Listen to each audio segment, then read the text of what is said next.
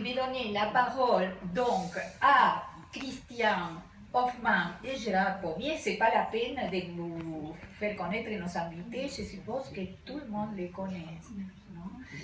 Donc, et eux, ils prendront la parole comme ils veulent parce qu'eux deux sont les organisateurs, les coordinateurs de tous les textes de l'organisation, je sais pas, de l'édition de cette recueil. Une revue. De cette revue, pardon, de cette revue, c'est un recueil de textes, oui. Et ensuite, donc, Paul Oranassoun, éminent psychanalyste et chercheur, et Richard Reichmann, psychanalyste, anthropologue et psychiatre, prendront la parole pour ouvrir ensuite un débat avec vous que nous souhaitons vivement, franchement, vivement. Et c'est pour ça qu'on a limité la parole. Hein. Je passe la parole à celui qui veut la prendre, les deux organisateurs. Christian, c'est l'initiateur. Bien, bonjour.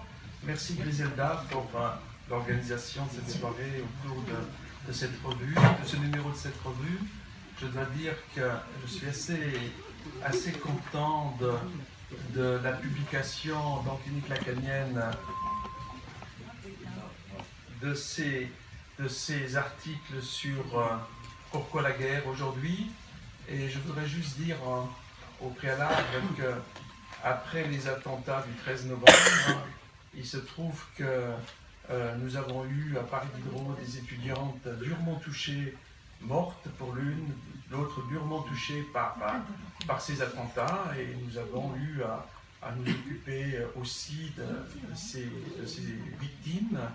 Et dans ce contexte-là, j'ai rencontré un soir Gérard Pommier et je lui ai fait part de cette idée et de l'urgence, peut-être même, vu la situation, de bien vouloir peut-être saisir l'occasion de rassembler une réflexion pluridisciplinaire sur la guerre telle qu'elle est présentée aujourd'hui depuis les attentats du 13 novembre.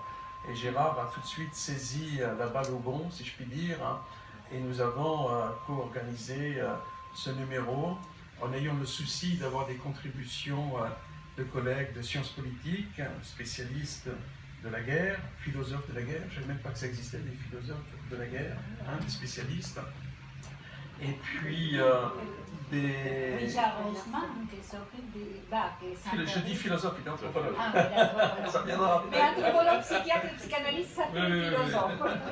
Peut-être. Donc nous avons des contributions, par exemple de Frédéric Gros, que vous connaissez bien, éditeur de Foucault dans la Pléiade, spécialiste de la guerre justement, et d'autres contributions, François Bafoy de sciences politiques, et aussi de grandes personnalités de l'hôpital du Val-des-Grâces, qui sont des hommes de terrain et dont on peut supposer effectivement qu'ils ont quelque chose à dire sur la guerre, du fait même de leur expérience et du fait qu'ils sont également psychanalystes, pour ça Guy Briol et d'autres. Donc nous avons fait ce numéro à un moment. Alors quelle est la problématique? Donc après les attentats, très rapidement est venu un discours politique, du politique, déclarant la guerre.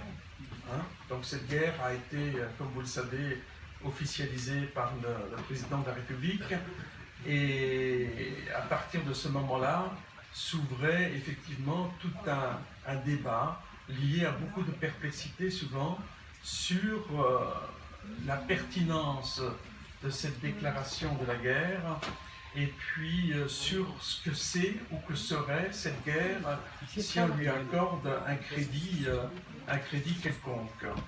Alors il est vrai que très rapidement, par rapport à...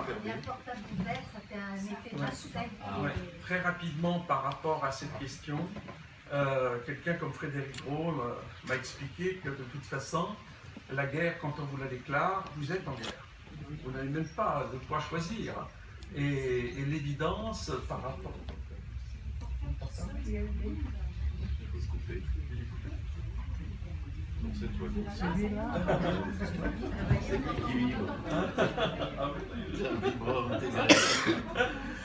Donc, Donc ça paraissait une évidence que la France est en guerre. Bon, alors ça se discute tout ça, mais apparemment dans un discours politique c'est comme ça que ça se passe.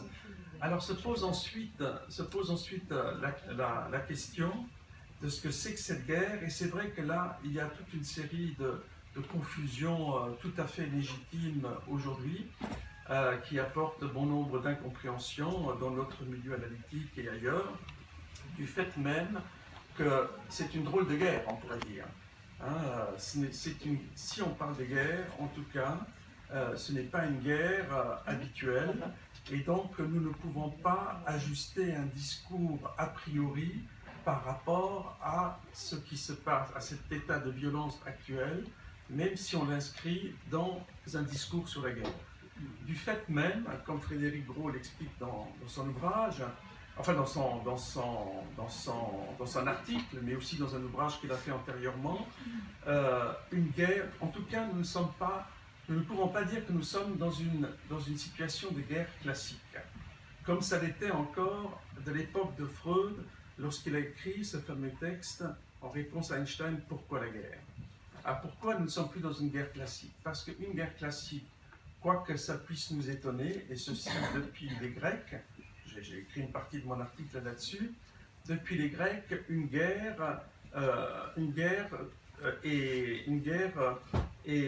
s'organise autour de trois grands piliers, autour de trois grandes coordonnées, qui sont d'une part celle du droit, d'autre part celle de l'éthique, et d'autre part celle de la politique. Une guerre classique s'organise autour de ces trois coordonnées, que l'on peut comprendre assez facilement, d'où le discours sur la guerre.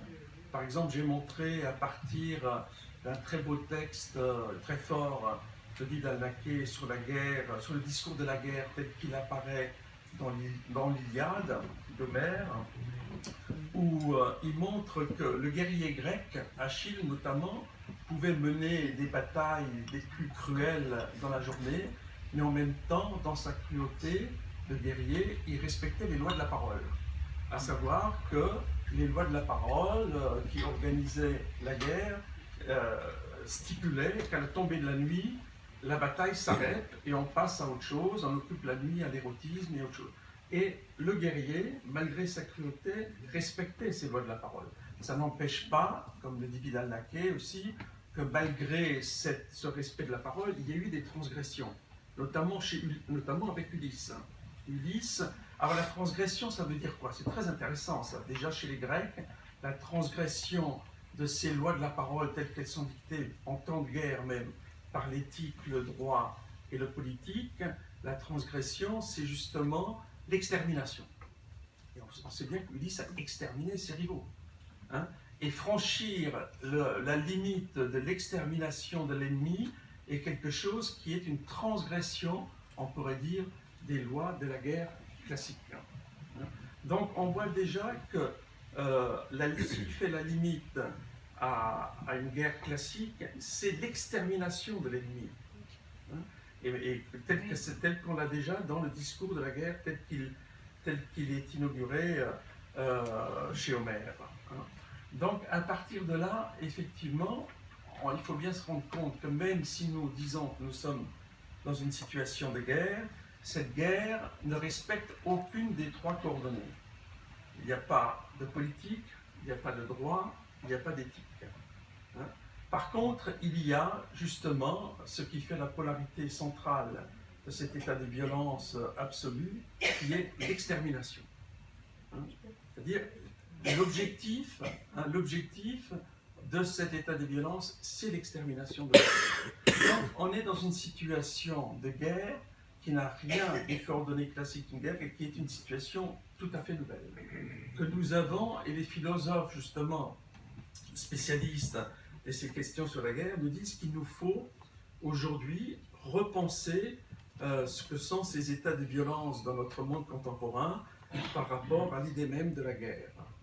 Et c'est là, je trouve, c'est intéressant que Frédéric Gros, par exemple, avance l'idée, qui est un concept nouveau par rapport à la situation nouvelle. Il dit nous sommes peut-être dans une guerre qu'on pourrait appeler une guerre diffuse. Je trouve que l'idée est intéressante parce que parce qu'elle permet effectivement de penser cet état de violence autrement que dans son grand classicisme. Pourquoi?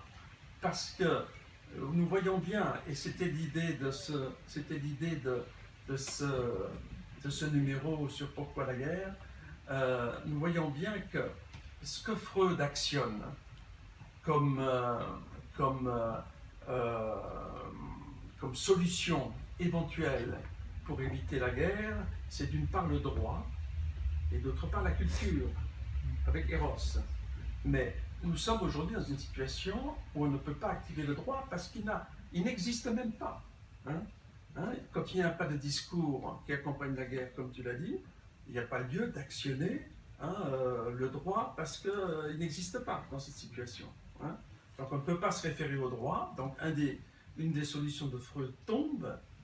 L'autre qui est la question de l'éros et de la culture n'a pas beaucoup de sens non plus dans cet état de violence que nous connaissons, de par le fait, comme Fethi Ben Slama et beaucoup d'autres penseurs de la situation de la violence qu'engendre le djihad, montrent que ces nouveaux kamikazes n'ont que faire d'éros. Ils ont fait, d'après ce que j'ai lu, ils ont fait d'un propos de Mera déjà, le Toulousain, qui disait « Vous aimez la vie, j'aime la mort », la plupart de ces jeunes, paraît-il, font de cette parole la maxime de leur action. Donc nous ne sommes pas dans quelque chose qui est de l'ordre de la culture habituelle et de l'éros, nous sommes du côté de la mort. Ce qui fait qu'effectivement, la question qu'on se pose à travers cet ouvrage, je pourrais la dire très simplement, qu'est-ce qui aujourd'hui, dans notre monde contemporain, vient réveiller la pulsion de mort? Qu'est-ce qui vient réveiller la pulsion de mort? Alors, il est vrai que par rapport à une question aussi brutale, on pourrait dire, nous avons quelques repères freudiens et lacaniens, dans le sens où Lacan, très rapidement après la barbarie nazie de 1945, dans son texte déjà sur la psychiatrie anglaise et la guerre, et ensuite, bien sûr, son texte sur l'agressivité en psychanalyse, emboîte le pas au malaise dans la culture de Freud, où Freud parle du mal. Freud a presque une théorie du mal, d'une certaine façon, de par la conjonction, je vais un peu rapidement, de par l'articulation qu'il propose entre le narcissisme et la pulsion de mort, qui vient réveiller des désirs illimités et qui se traduisent dans cette pulsion de cruauté, de destruction, etc.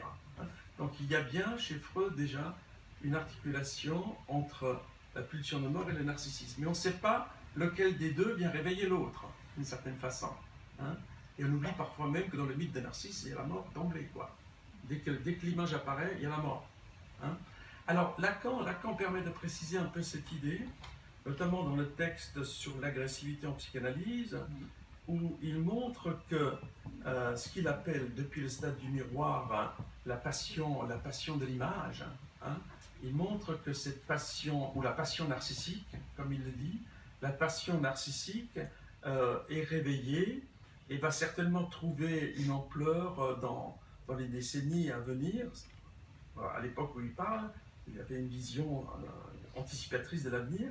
C'est que cette passion du narcissisme par rapport à une société qui privilégie de plus en plus le repli sur un individualisme, c'est déjà dans le texte de Lacan de ces années 50, il repère effectivement ce repli sur un individualisme dans notre lien social, que cet individualisme, bien sûr, synonyme possible d'une passion narcissique,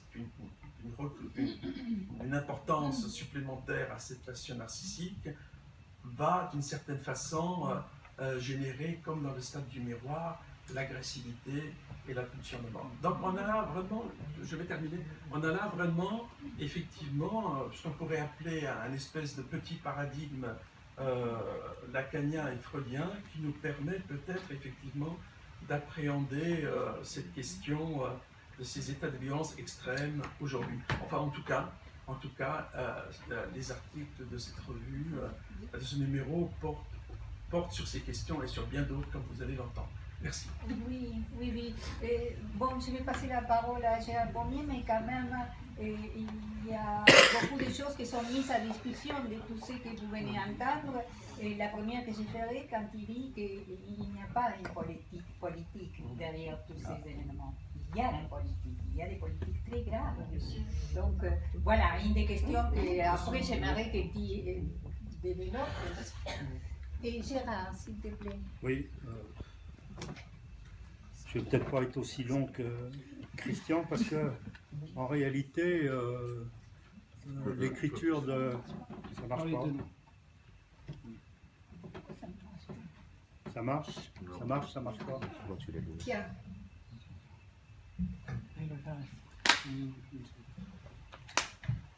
Voilà, alors l'écriture de cet article que j'ai commis dans la clinique lacanienne m'a amené à réfléchir sur un certain nombre de questions, sur un certain nombre de concepts, essentiellement celui de pulsion de mort. Et en relisant mon texte, je me suis dit, mais qu'est-ce qui m'a pris de parler de ma propre traversée d'un certain nombre de guerres coloniales, comme la guerre d'Algérie. Qu'est-ce qui m'a pris? Pourquoi j'ai parlé de moi comme ça? Et en lisant, c'est pas tellement mon habitude, et en lisant les textes, là, j'ai eu cette impression comme ça de sages, de mes collègues qui ont écrit des articles très brillants, de gens cultivés, civilisés, qui parlent en quelque sorte de la barbarie des sauvages, en quelque sorte. Je ne sais pas très bien où sont les sauvages, en y réfléchissant mieux, en pensant en particulier à mon expérience de la guerre d'Algérie. Je ne sais pas très bien où sont les sauvages, qui ont commis les crimes les plus barbares depuis des siècles contre les peuples de tous les continents. Et c'est la première fois que nous-mêmes connaissons des actes barbares, certainement, sur notre sol.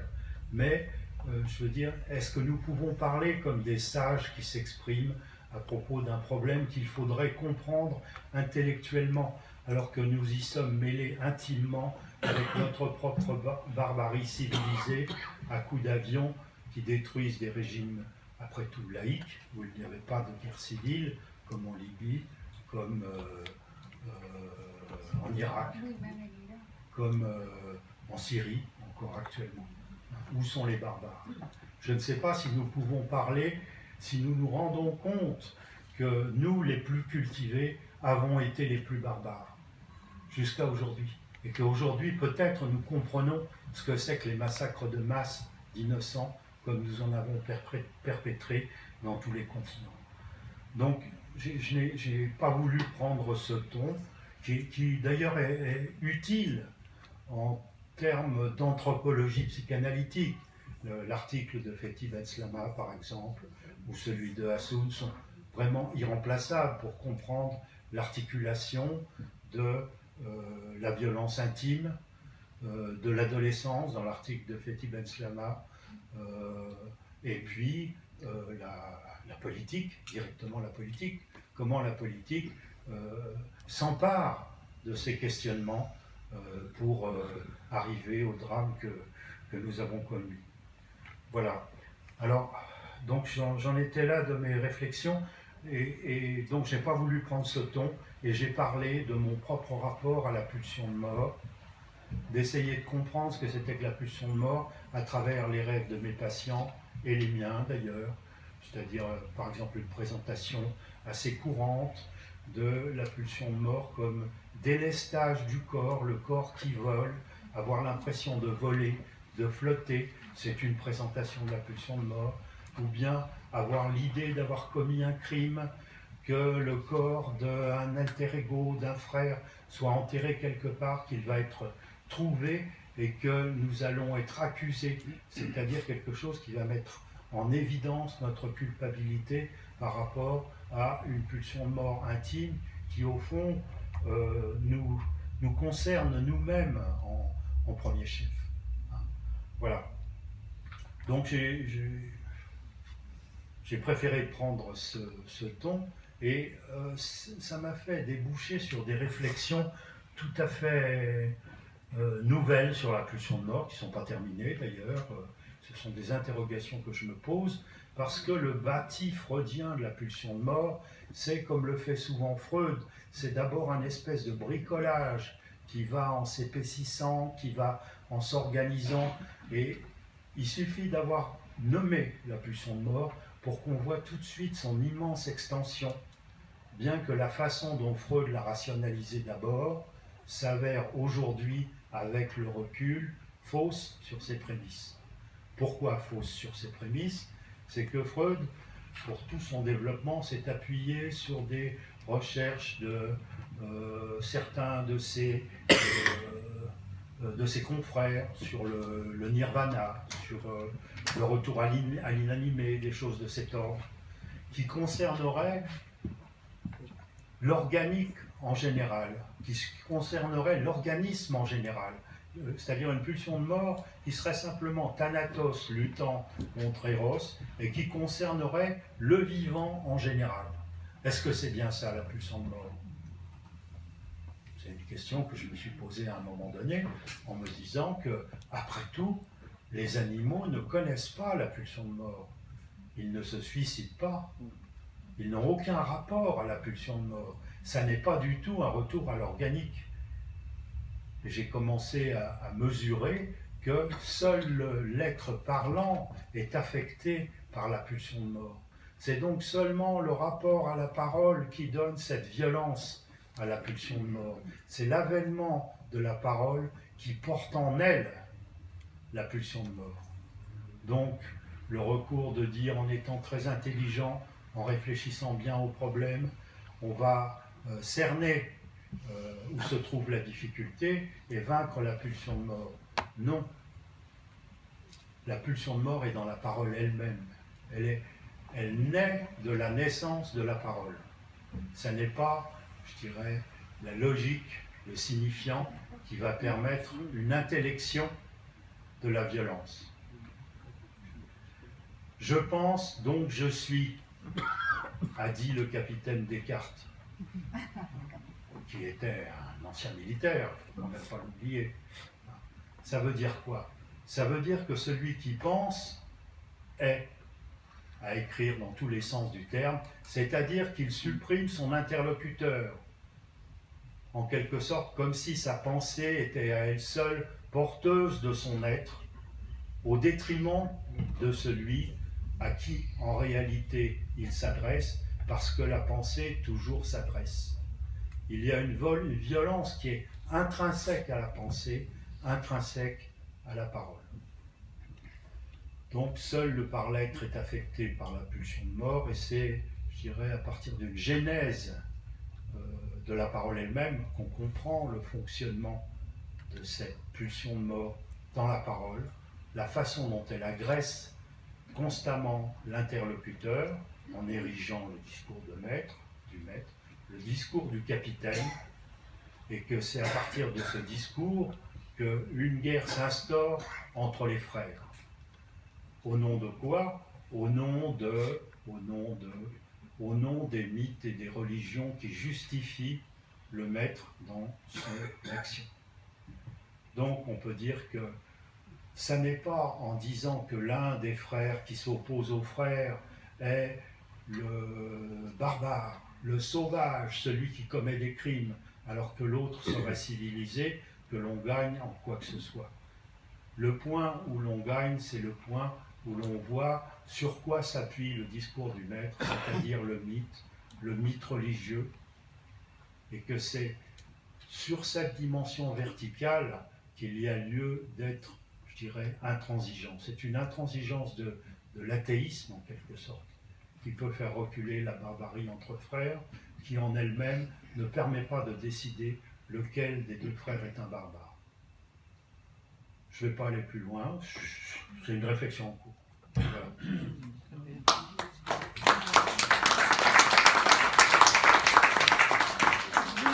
C'est un texte vraiment remarquable par sa subjectivité. Les textes, j'ai appris plusieurs textes. Et ont été c'est ça qui est intéressant dans cette revue. Et certains articles très subjectifs. Alors, Paul Laurent, notre Oui, moi aussi, j'ai mis ma subjectivité freudienne en acte, une fois de plus, pour essayer d'abord pour voir si Freud est daté, s'il faut d'abord savoir ce qu'il dit, qui est toujours plus que ce qu'on pense, y compris quand on y travaille depuis longtemps.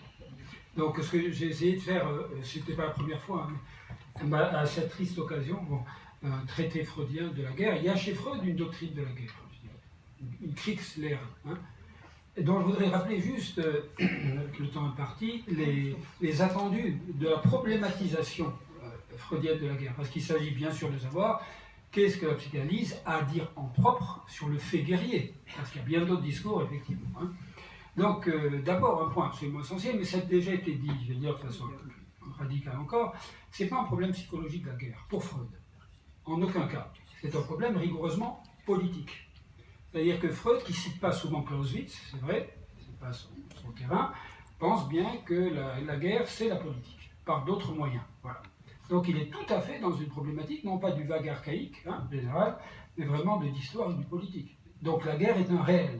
Et si vous lisez bien le texte, pas comme un discours, comme par hasard, 1915-1932, 1915, Verdun, la pire année de la guerre, et il écrit ses considérations actuelles sur la guerre et la mort, actuelles. C'est pas un penseur irénique comme ça, en général, c'est vraiment le réel de la guerre qui fait que la psychanalyse doit prendre position. Voilà.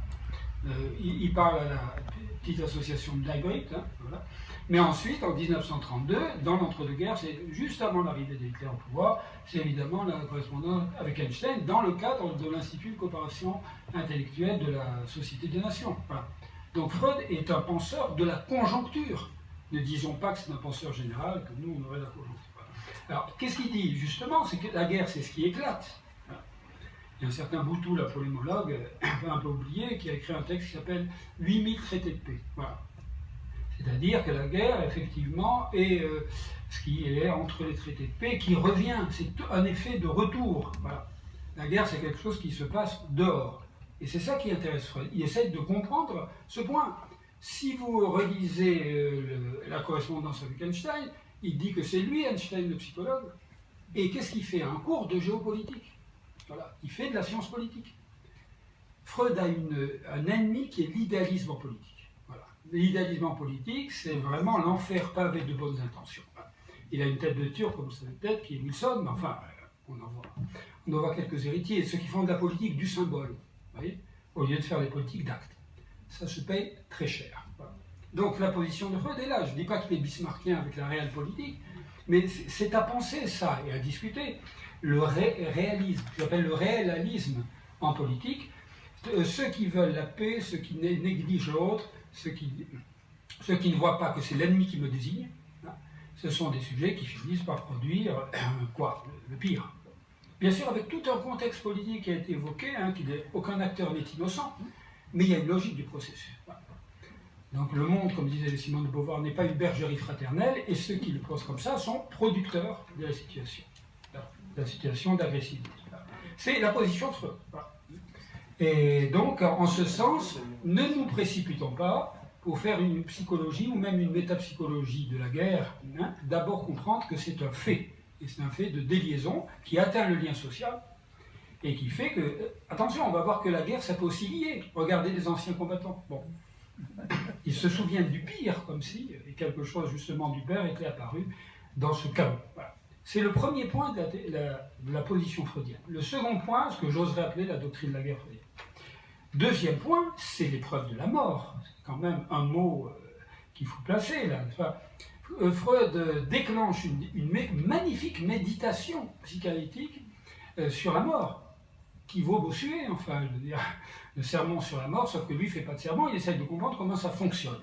Alors, je ne vais pas évidemment faire une analyse de toute cette histoire-là, mais en gros, ce que Freud nous dit, c'est que le réel même du sujet, c'est sa mort, mais qu'il n'y croit pas. Lacan n'est pas d'accord, hein. Sauf qu'il dit la même chose que Freud, il dit que c'est une question de croyance. Sauf que Lacan, lui, dit que nous sommes adossés à l'idée de notre mort, et que si on n'avait pas l'idée que toute cette histoire de la vie finira un jour, on crèverait vivant, quoi. Enfin, il y a toujours, je pense à des patients qui ont toujours cette idée, qu'alors ils ne se suicideront jamais, que s'ils ont une sortie, ils peuvent vivre. Voilà. Donc il y a une belle discussion entre Freud et Lacan. Il n'empêche que c'est un point essentiel. Le sujet sait qu'il va mourir, à moins de croire à la métapsychose, etc., mais il n'y croit pas. Voilà. Quant à l'étranger, bon, il peut toujours mourir, dit Freud. Alors, il faut bien distinguer la mort de l'étranger, qui le laisse indifférent et cynique, voilà, c'est la position freudienne, qui est un penseur violent, Freud. Par contre, quand ça atteint mes proches, j'ai une autre philosophie de la mort. Quant à moi, je m'exempte. Voilà. C'est une économie très massive qui est absolument essentielle.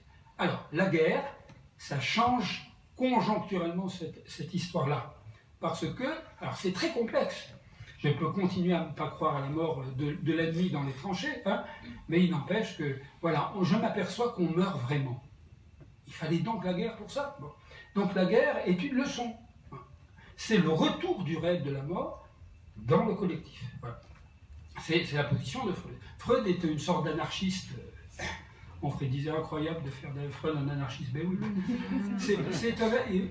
Lui, il croit que l'anarchiste, c'est le drapeau noir. Bon. Il n'a pas le drapeau noir, Freud, mais c'est un sacré anarchiste. Il pense que l'État berne le citoyen et que l'état de guerre, c'est un moment de jouissance de l'État. Il n'empêche qu'il n'est pas idéaliste. Donc. Alors, est-ce qu'il est pour la paix? Oui. Mais il pense que dans le pacifisme doctrinal, une vaste question qu'il faut détailler, il y a un mensonge. Hein. On voit très bien comment le pacifisme c'est unique. Le pacifisme, c'est du jour au lendemain, c'est pas le fait que c'est la collaboration. Il y a pacifisme et pacifisme. Freud est pacifiste dans la mesure où, dit-il, ça paraît très basique, en tant que Kulturmensch, entre hommes de culture, il ne peut pas avaler la guerre. Mais, il dit bien, et c'est plus que de l'humour, il ne sait pas très bien pourquoi. Parce que toute notre expérience anthropologique et clinique sait à quel point le sujet aime la guerre. C'est pour ça que je citais dans ma contribution, c'est un général, qui sait de quoi il parle, le général Lee, sudiste, quand il voit un magnifique combat, hein, heureusement, n'est-ce pas, que nous savons que la guerre est si terrible, autrement nous finirions par trop l'aimer. Voilà l'affect d'un général. C'est assez joli la formule. Heureusement, il faut se rappeler que la guerre est terrible, c'est un rappel assez facile, mais pour ne pas jouir de ce truc où les hommes sont capables du pire et du meilleur, c'est une situation passionnelle. Alors bien sûr, il y a ceux qui mettent de l'huile sur le feu, la sagesse freudienne essaye de se frayer une voie entre ce chaos de la destructivité et le pacifisme bélant qui reproduit le mécanisme de la pulsion de mort. Ça, c'est un point ça serait une grande discussion qu'on pourrait avoir. Voilà. Donc, on meurt pour de bon. Voilà. Qu'est-ce qui se passe face à un cadavre? C'est ça dit Freud. Freud dit même que l'esprit de recherche serait né de l'ambivalence qu'on ressent envers le cadavre d'un proche, en voyant qu'à la fois on l'a aimé mais qu'on l'a haï, et dès lors, ça fait creuser les ménages. C'est une façon de présenter les choses. Hein. Mais il y a un enseignement du cadavre, cette chose sans nom, dans aucune langue, comme disait Bossuet, cité par Lacan, mais qui ne cite pas Bossuet. Donc je rends à Bossuet ce qui me convient. Sermon sur la mort et la brièveté de la vie. Et je plaisante à peine en disant que chez Freud, ce texte-là, très modeste, se hisse à la hauteur d'une méditation sur la mort, saisie par l'inconscient. Je ne veux pas être trop long, mais regardez l'enfant. Il est bizarre l'enfant avec la mort. Hein. D'un côté, ça serait une catastrophe que ses parents disparaissent. Hein. Et d'autre part, ben, maman, quand tu mourras, il y a des fois qu'il serait alexithymie, il ne ressent pas l'affect. Mais non, le statut de la mort est un statut très complexe qui se met en place progressivement. Et il y a des moments où les sujets y croient, n'y croient pas. La théorie de Freud sur la guerre, c'est une théorie de la guerre saisie par l'arrière. C'est extrêmement important, ça. Il y a le front à l'arrière. Il dit même que la psychologie du combattant, il n'est pas très bon là-dessus. Et pourtant, il va nous dire des choses décisives, je vais en parler juste après rapidement, sur ce qui se passe quand le sujet est confronté à la psychonévrose de guerre. C'est un point absolument essentiel. La guerre de 14 a transformé totalement la théorie psychanalytique du traumatisme. Ne disons pas que ce n'est pas lié à la conjoncture. Hein. La guerre de masse a transformé complètement la notion de trauma. Mais il sait très bien que ceux qui ont toujours nié le trauma sexuel vont se précipiter en disant, ben voilà, il suffit d'un trauma dans le réel, certes extrêmement violent, pour que le traumatisme sexuel passe à la... Non. Freud met les choses en place, entre le trauma sexuel, entre la névrose traumatique classique, et puis un moment où le sujet, en état de guerre, se trouve confronté au trauma. Quand je suis sur le champ de guerre, je suis entièrement d'accord, de l'arrière, ça ne se voit pas, mais Freud parle curieusement du moi du soldat qui surgit sur le terrain et qui succède au moi du temps de paix. C'est une référence à voir, parce qu'en général, il ne parle pas comme ça. Qu'est-ce qui arrive à mon moi quand je suis sur un champ de bataille? Il y a un aspect d'ailleurs que je tente de traiter dans le texte, qui est l'enfant soldat, qui n'est pas que l'enfant africain. Sous la Commune de Paris, il y avait les gamins de Paris qui avaient les armes, pendant la guerre de sécession. Ça a été écrit, ça, par les historiens. Il y a un moment où, véritablement, l'enfant qui joue est passé à l'héroïsme sanglant. Vous voyez, c'est des choses qu'on enfin, Freud non plus n'en parle pas. Donc, voilà. Mais voilà, à partir de là, on peut comprendre que c'est le baptême du réel. C'est pour ça qu'à partir du moment où quelqu'un est allé à la guerre, bon, je sais bien que le sadisme populaire dit ah, il leur faudrait une bonne guerre. Hein, mais c'est pas mal comme question, ça. Qu'est-ce que ça transforme? Au-delà de l'univers hollywoodien du sujet transformé par la guerre, c'est l'épreuve même du réel. Donc, effectivement, un peu de tenue quand on parle de la guerre et qu'on ne l'a pas faite. C'est comme ça que j'explique que peut-être c'est toi de témoigner. Hein. Mais pas témoigner au plan subjectif, j'aime pas le terme, autant au plan du réel, si c'est pour amener le petit moi. C'est pas du tout ce que tu fais dans son truc. Alors voilà, après c'est l'Anschluss, c'est Munich, c'est tout ce à quoi Freud assiste. Alors, autre point essentiel, je vais accélérer. S'il te plaît. Oui, mais il faut que vous ayez tout le Lego. Et après le Lego freudien, après vous en faites ce que vous voulez. L'agressivité, bien sûr, vous en avez déjà parlé. Mais la guerre, c'est le plein emploi des pulsions de mort. C'est ça le point essentiel. Et c'est ça qui fait que les sujets font l'expérience, parce que nous on sait que c'est aussi la jouissance, la répétitivité, que ce sont des expériences d'intensité qui fait qu'après, le monde est difficile à vivre dans la paix. C'est valable pour les étés passionnels, quand le sujet est dans la passion amoureuse et qu'après il rentre chez lui, bon, c'est une paix insupportable. Vous voyez, non, juste pour désenclaver un peu la guerre. Donc il y a des sujets qui deviennent incurables et qui, les vétérans et les mercenaires, ceux pour qui la guerre n'est pas possible sans le baroud d'honneur, mais il y a aussi chez le terroriste le baroud d'horreur. C'est comme ça que ça finit le terrorisme, toujours par le plus sanglant, etc. Et là, c'est là où la métapsychologie de la pulsion de mort, je suis d'accord, elle est toujours à redécouvrir, parce que c'est le réel, donc on ne l'a jamais dans la poche. Mais c'est un moment absolument déterminant. D'où un dernier point génial au plan de la clinique, que j'incite à méditer, qui est un enseignement de la guerre de 14. C'est la psychonévrose de guerre. Qu'est-ce que Freud nous dit? Quel que soit le trauma objectif réel, ils en ont bavé, hein, les poilus, hein, mais ça ne suffit pas pour faire une psychonévrose de guerre. Les conditions optimales pour faire un traumatisé de guerre, c'est quand le sujet prend peur de lui-même, de son propre corps, plus encore que celui de l'ennemi. C'est-à-dire quand on devient sensible, alors il y a une jolie phrase, je cite de mémoire, quand il devient évident au moi du soldat, enfin, au moi du soldat, au moi du temps de paix, quel risque il prend de devenir d'avoir un moi du soldat, je peux dire, c'est-à-dire des risques qu'il prend, des Wagnissé. Wagnissé, ce sont les opérations audacieuses. En bon français, qu'est-ce que ça signifie? Ça signifie que je peux être pacifique, etc. Dès que je suis en état de guerre, eh bien, se déclenche quelque chose qui fait que je m'attaque. Hein. Certains actes héroïques, y compris de poilu, est lié au fait que le sujet engage son corps, hein, mais en même temps, s'il a peur de son propre corps, il commence à trembler.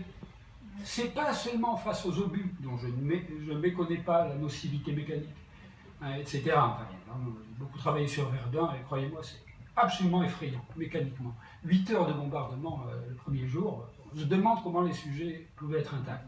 Il n'empêche que le pire, c'est encore l'état de guerre, en tant qu'il révèle le rapport d'étrangeté à mon propre corps, qui fait qu'après, quand je deviens avec un mois de temps de paix, le corps a du mal à se remettre en place et je ne songe qu'à tomber au champ d'honneur. Notez cette formule très intéressante qui nous montre que l'objet petit a est là.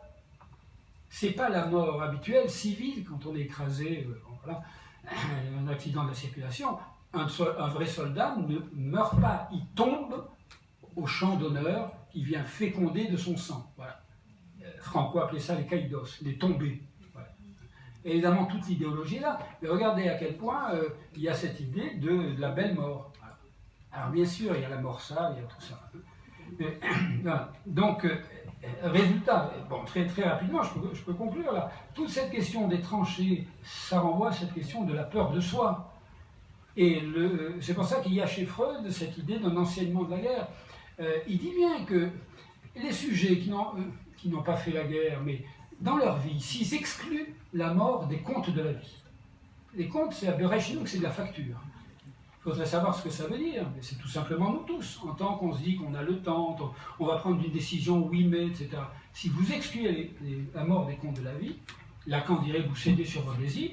Freud le dit de façon moins romantique, enfin ça pourrait être romantique chez Lacan. Il dit qu'en fait, le sujet cède sur l'essentiel. Voilà. C'est pour ça que quand le sujet est en état de guerre, y compris de guerre civile à l'intérieur même de sa vie, c'est là où il est convoqué par le réel. Qu'est-ce que nous faisons en tant qu'analyste, sinon accompagner des sujets en état de guerre, d'une certaine manière, mais qui n'en veulent pas. Alors, il ne s'agit pas de dire que la guerre est une bonne chose, il s'agit de dire que la guerre convoque le sujet à son corps, et du coup, ces sujets, vous savez, il y a des documents cinématographiques de la Première Guerre mondiale. Quand vous voyez ça, c'est stupéfiant. C'est un sujet qui tremble de tout son corps, mais comme vous pouvez l'imaginer, ça. Et vous voyez que le sujet est dans un vécu de possession. Hein, voilà. Eh bien, il tremble face à sa propre carcasse. Tout le monde n'est pas Turenne, n'est-ce pas? Voilà. Tu trembles, carcasse, mais tu tremblerais plus encore. Alors lui, Turenne, c'est un héros, c'est un traumatisé de guerre. Mais c'est la rencontre de la carcasse. Donc, c'est là la contribution énorme de la théorie freudienne, et je suis désolé, toute la question de la violence du corps et du corps terroriste, ça serait notre histoire, c'est vrai, ça renverrait aussi à l'examen des modalités cliniques. Voilà comment Freud passe d'un discours politique, absolument pas idéalisé, à la question du réel clinique de la guerre, mais il ne range pas le trauma dans le stress psychotraumatique, post-traumatique, parce qu'en même temps, psychosomatique, c'est exactement le même sophisme, qui est de telle sorte qu'on va ranger les sujets là. Le sujet est convoqué très singulièrement à son corps, et c'est ça qui est le trauma. Du coup, toute la question de la déliaison Eros et Thanatos serait à redire d'un point de vue rigoureusement clinique, et c'est ça l'état de guerre. Voilà, il me semble que là, en quoi Freud est un penseur hyper réaliste de la guerre. Voilà. Merci beaucoup pour le On va essayer de mettre tous ces discours que vous venez d'entendre sur un site internet. Et je passe la parole donc à Richard Reichmann. Et lui, psychiatre, anthropologue, psychanalyste, il est engagé presque institutionnellement au niveau de ces travaux sur les génocidaires.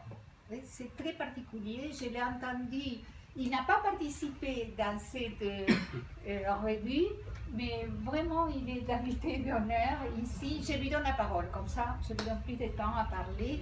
Il y a Marie David aussi qui va nous dire quelque chose. Merci beaucoup pour cette invitation, et oui, merci aussi de rappeler que je suis là un peu en position excentrée, pas simplement géographiquement, mais parce que, un, je n'ai pas contribué à ce numéro, deux, je ne travaille pas sur la guerre, mais sur d'autres phénomènes, et j'en dirai un mot, et trois, parce que je ne l'aborde pas d'un point de vue strictement psychanalytique, quand bien même j'ai une formation d'analyste. Mais ça me fait très plaisir de dialoguer avec vous, parce que je pense qu'il y a des aspects qui peuvent être complémentaires plutôt que contradictoires. Vous l'avez très bien dit, on l'a tous très bien entendu, la façon qu'on a eu de penser jusqu'à maintenant la guerre fait état de ce rapport quasiment charnel entre deux personnes, voire plus, qui sont susceptibles de s'entretuer à un moment ou à un autre. Et Paul Laurent l'a très bien dit avec des termes particulièrement imagés. Moi, je travaille sur des situations totalement différentes, ce que j'appelle le génocidaire, où vous avez des gens qui sont armés et d'autres en face qui ne le sont pas, avec des gens qui se sont mis en ligne et d'autres qui, en ligne, vont les abattre. C'est pas exactement la même chose. Et il se trouve, alors on renvoie très certainement à ce que tu disais, autour de l'extermination, mais il y a des règles, il y a des lois, il y a des façons de faire, et c'est sur ça que j'essaie de travailler pour essayer de comprendre d'une certaine manière, en sortant un peu d'une habitude qu'on a trop souvent, qui consiste à dire, mais comment est-il possible de tuer autant de gens de la sorte? La plupart du temps, quand on se dit ça, on imagine une impossibilité, qu'il y aura quelque chose d'impossible. Au fond, c'est pas possible de tuer autant de gens, et on va chercher les mécanismes psychologiques, sociologiques, politiques et autres, qui rendraient possible ce que, empiriquement, est extrêmement possible. Au fond, quand on est, là c'est l'anthropologue qui parle, quand on est confronté à des gens qui sont susceptibles de tuer 2000, 3000 personnes de leurs propres mains, la question de la possibilité ou de l'impossibilité prend une toute autre valeur, et elle ne prend pas une valeur, je dirais, métaphysique, philosophique, elle prend une valeur purement technique. Comment font-ils, au fond, avec quels moyens, comment c'est possible? Et je dirais que c'est à ce titre-là que l'anthropologue se saisit de ces questions-là pour essayer de comprendre comment il est possible de tuer autant de gens.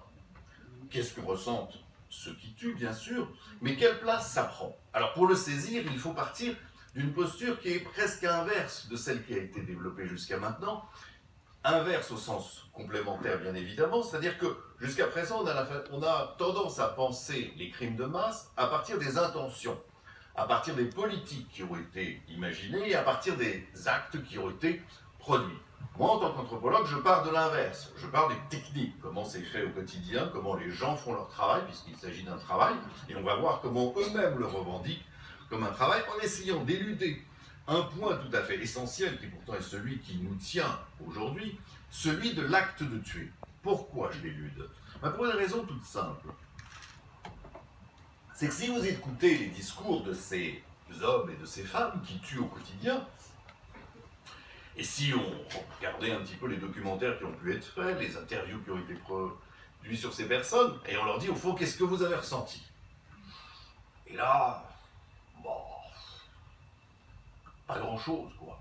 Et alors évidemment, on va se dire, comment est-il possible de ne pas ressentir quelque chose? Alors, le père des Bois, qui a travaillé beaucoup sur la Shoah barbare et qui est allé interviewer non pas des auteurs d'atrocités, mais des témoins plutôt complaisants, autour des fosses qui aidaient les Einsatzgruppen à assassiner des milliers de personnes chaque jour, il leur pose régulièrement cette question. Mais comment c'était possible? Qu'est-ce que vous ressentiez à ce moment-là? Les gens répondent la même chose, quoi. Ils réfléchissent, hein, ils font un effort. Et alors quand on les pousse un peu, je pense à certains bourreaux Khmer Rouge, quand on les pousse un peu, ils disent « Ah oui, si c'était à refaire... franchement, je préférerais ne pas avoir à le refaire. » Pourquoi? Et c'est là où on entre dans une anthropologie de la situation d'extermination, c'est-à-dire qu'il faut leur demander qu'est-ce qu'ils ressentent. Non pas ce qu'ils devraient ressentir, mais qu'est-ce qu'ils ressentent. Et là, par contre, là où on imaginait que les discours étaient absolument impossibles, où les gens n'avaient rien à dire, confrontés à l'horreur de leur acte, finalement, il y aurait une sorte de sidération mentale, ou quelque chose qui ferait qu'ils n'auraient rien vu, rien pu entendre, rien pu comprendre de ce qu'ils faisaient. Là donc vous avez une florilège de choses. Et ce que vous entendez, c'est que c'est pas un boulot agréable, que c'est vachement difficile, que physiquement c'est dur, que croyez que tuer des gens au gourdin comme ça, 200 personnes dans la journée, c'est facile, je voudrais vous y voir, peuvent-ils dire, c'est vraiment difficile, c'est un acte technique, c'est pas simple, ça pue, c'est moche, ça crie, ça, on n'y arrive pas du premier coup. Et vous avez toute une histoire qui apparaît, qui montre qu'il y a une pleine conscience de ce qui se joue, il y a une pleine conscience de l'horreur, on pourrait dire au sens de l'horreur technique qu'il y a, mais pas de ce qu'on aurait voulu attendre de l'acte de tuer. Alors, tout à l'heure, Paul Laurent disait que finalement, cette rencontre, c'est avec le cadavre. Je ne sais pas, c'est la question que je me pose, justement. Je crois que le cadavre, et en tout cas, mon travail préalable, c'est sur le génocide cambodgien. Ça fait 30 ans que je travaille sur le génocide cambodgien, à écouter des récits de survivants, écouter également des récits de tortionnaires, de petits tortionnaires. Je ne m'intéresse pas aux grands tortionnaires, je m'intéresse à ceux qui font le travail au quotidien, ceux qui tuent parce qu'ils disent qu'ils n'avaient pas le choix. Et on y reviendra, ça sera ma conclusion. La question du non-choix est pour le coup extrêmement problématique, parce qu'il est impossible d'imaginer qu'il y ait des sujets qui n'aient pas le choix des actes qu'ils ont accomplis, et ils seraient les seuls, au fond, les seuls au monde à ne pas avoir besoin de rendre compte de leur acte. Pour le coup, ils l'ont fait. Et donc, ces gens, quand vous les rencontrez, quand vous commencez à discuter avec eux, qui peuvent se montrer d'ailleurs extrêmement sympathiques et tout à fait conscients que ce qu'ils ont fait n'était pas plaisant, eh bien ces hommes et ces femmes qui ont commis ce qu'ils ont commis expliquent que c'était un job comme un autre, mais pas un job n'importe lequel, un job qui participe d'un système beaucoup plus vaste, qui est un système qui administre par la mort. Ce sont des exécutants de régime qui administre par la mort. Alors vous connaissez les formules classiques de Foucault sur faire vivre et laisser mourir, faire mourir et laisser vivre. Moi j'ai trouvé une formule comme ça pour essayer de décrire ces régimes génocidaires qui est faire mourir et ne pas laisser vivre. Parce que les deux sont présents. Vous avez les mises à mort, qui sont des exécutions, et vous avez ceux qui ne peuvent pas vivre, les famines, les disparitions, les deux sont ensemble. Et le troisième élément, et ce sera ma réponse à ce que disait tout à l'heure Paul Laurent, sur la question du cadavre. On s'est souvent posé la question de savoir comment, au fond, quelle était l'altérité radicale de ces hommes et de ces femmes qu'on voulait transformer en autre chose que des hommes. Alors la question a d'abord été philosophique, elle est devenue très technique, et un auteur comme Abraham de Soin a lancé cette idée de la compartimentalisation de la société, que je trouve très intéressante, qui montre comment il y a des compartiments dans la société et de gens qui vont être destinés à la mort et qui sont, pour ne pas utiliser le terme de déshumanisation, de désubjectivation, qui est souvent compliqué, mais qui sont mis dans un compartiment de la société dans lequel il est possible de leur faire subir ce qu'ils subissent, et que dans les autres compartiments de la société, bien finalement, on leur fait, les autres gardent les valeurs morales, éthiques qu'ils peuvent avoir antérieurement. Non, c'est pas le mien. Et donc, on s'est souvent demandé, qu'est-ce que ça pouvait vouloir dire? Antelme le dit très bien, on ne peut pas transformer un homme en autre chose qu'un homme. Ça, c'est du point de vue de la victime. Mais du point de vue du perpétrateur, du point de vue du bourreau, il y a bien une volonté de transformer l'homme en autre chose qu'un homme, ne serait-ce que parce que ça rend la tâche beaucoup plus facile pour l'exécution. Il faut bien penser que dans une administration de la mort, il y a une question de productivité qui est immédiate. Qu'est-ce qui coûte le moins cher? Qu'est-ce qui est le plus productif? Qu'est-ce qui permet d'arriver le plus rapidement et le plus facilement au résultat? Eh bien, cette altérité radicale qu'on a souvent imaginée du côté de l'animal ou de je ne sais trop quoi, en fait, c'est le cadavre. La seule véritable altérité de l'homme, c'est le cadavre. Le mort n'est pas un cadavre, quelle que soit la société. Paul Laurent l'a dit, même s'il n'a pas utilisé ces termes-là, peut-être que je trahis ta pensée, mais finalement, un mort, pour nous, c'est quelqu'un de vivant. Au fond, quand on pense à nos morts, on pense à des vivants, on les pense vivants. On peut aller sur une place qui porte un nom, qui est le nom d'un mort. On est vivant entouré de nos morts. Ces morts, ce sont justement ce que d'autres sociétés ont appelé les ancêtres, ce que nous appellerons le rapport à nos morts. Ce ne sont pas des cadavres.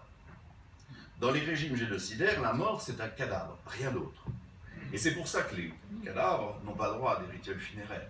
Au Cambodge, par exemple, les vivants devaient vivre avec les cadavres, rester, pourrir avec eux, pour bien montrer la même identité de substance. Et cela, il me semble que c'est un des éléments de l'administration de la mort, c'est montrer que celui qui va mourir est déjà dans l'état de cette altérité radicale. Mais lorsqu'on dit ça, on arrive, et je vais conclure là-dessus, on arrive très vite à comprendre finalement comment il est possible, d'un point de vue anthropologique, de supposer qu'il n'y a pas d'acte de tuer. Et que finalement, quand on leur pose cette question, mais qu'est-ce qui s'est passé au moment où vous tuez? Et ils répondent tous la même chose. Mais on ne pense pas. C'est comme si vous demandiez à quelqu'un qui débarrasse, qui vide les poubelles, qu'est-ce que vous pensez au moment où vous mettez la main dans la poubelle? Je ne pense pas à ça, je pense à autre chose. Je ne vais pas à chaque fois que je mets la main dans la poubelle penser que je mets la main dans la poubelle, sinon je ne pourrais pas jamais le faire, mon job. Je pense à autre chose, mais je pense à autre chose parce qu'il n'y a pas d'acte. Et tous répondent la même chose, mais je ne l'ai pas tué. Et la Ceux qui étaient là avant. Et la jouissance, parce que les tortionnaires, ils jouissent beaucoup. 2000, ça fait jouer encore, non, je crois pas.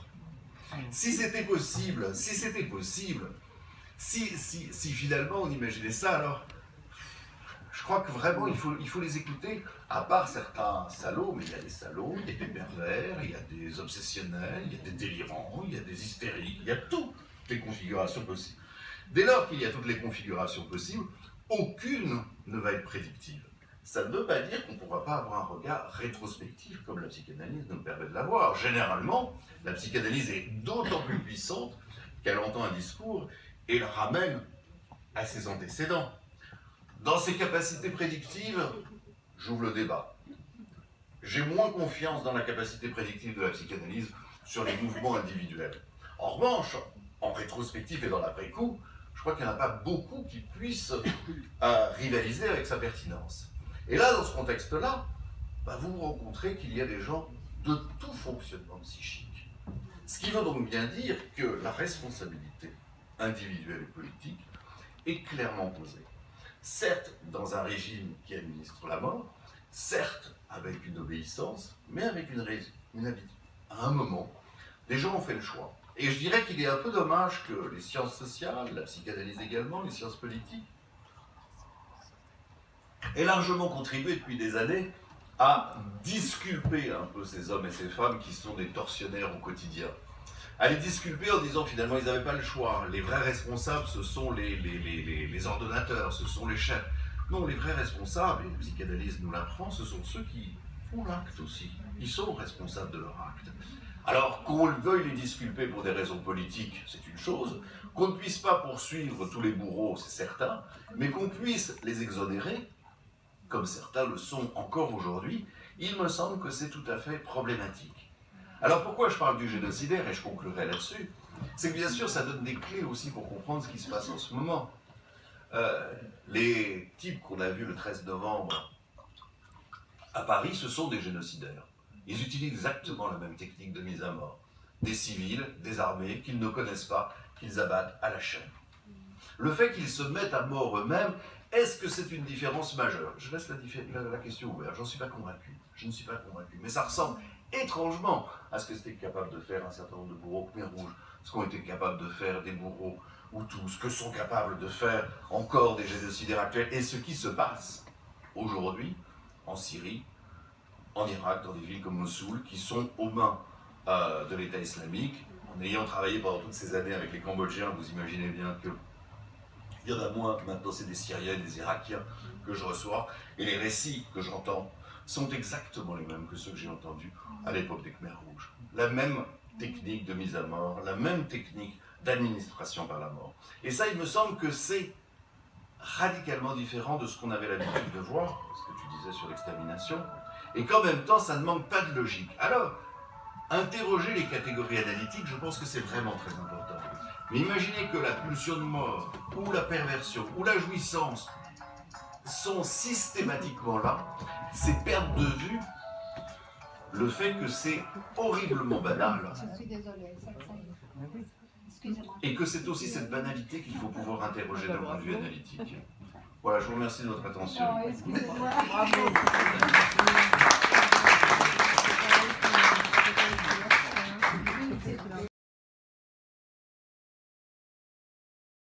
Et à son coffre, ont pris tout ce qu'il avait et l'ont laissé sur le trottoir.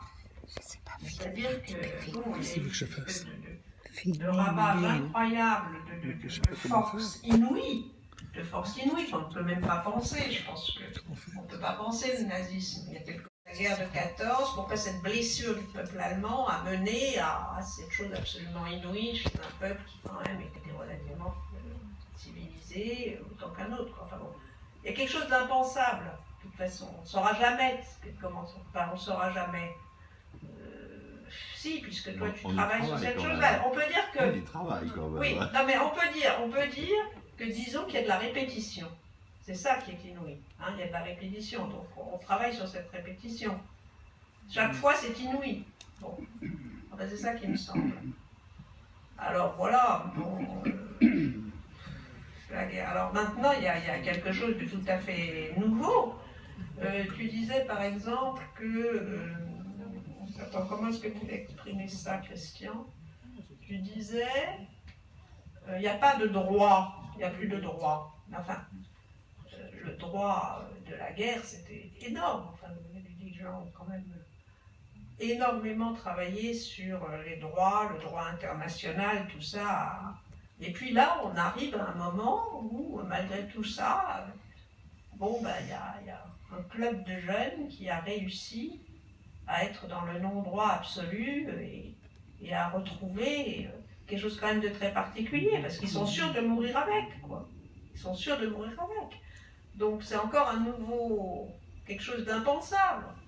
Quelque chose d'impensable, parce qu'avant, ils allaient faire la guerre, bon voilà. Et puis on savait ou on savait pas si on revenait, enfin il y avait une chance de ne pas mourir. Et d'ailleurs cette chance, quand même dans la résistance, beaucoup l'ont eu. Une des choses très impressionnantes qu'on a eues ces dernières années, c'est tous ces gens qu'on a connus, qui ont été des résistants, quand on voit le drapeau sur leur cercueil, c'est quand même extrêmement impressionnant. C'est un petit peu comme mourir au champ d'honneur. Ben là, ils ne sont pas morts, mais on les honore du drapeau. Et c'est extrêmement impressionnant. On honore aussi d'ailleurs ceux qui sont morts. Tomber au champ d'honneur. Voilà, on tombe au champ d'honneur et on est